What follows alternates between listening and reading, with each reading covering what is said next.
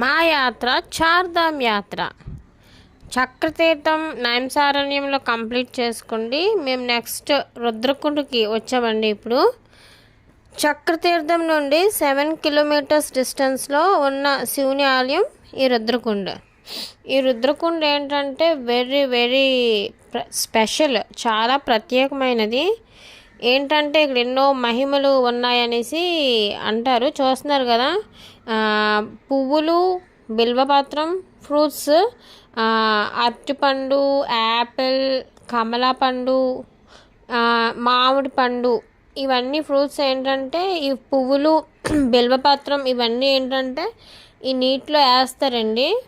వేస్తే కొన్ని పళ్ళు ఏంటంటే నీటిలో ములుగుతాయి అన్నమాట, కొన్ని వచ్చేసి పైకి తేలుతాయి. ఇక్కడ నమ్మకం ఏంటంటే కిందకి మునిగే పళ్ళేమోంచి శివుడు స్వీకరించాడనేసి, పైకి తేలినవేమోంచి మనకి ప్రసాదం కింద శివుడు మనకి ఇచ్చారనేసి ఇక్కడ ఒక నమ్మకం అండి.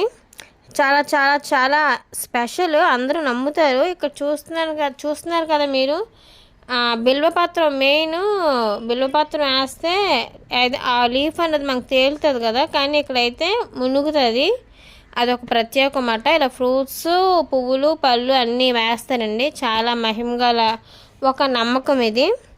పాతాల్పూర్లో నది లోతులో శివలింగం ఉందని, అందుకే ఇలాంటి అద్భుతాలు జరుగుతాయని అంటారు. ఇక్కడ ప్రత్యేకం.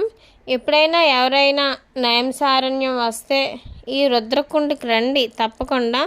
ఒకసారి మీ చేతులతో మీరు కూడా ఈ ఫ్రూట్స్, ఫ్లవర్స్ అన్నీ వేసి టెస్టింగ్ చేయండి. ఇదే అండి రుద్రకుండ.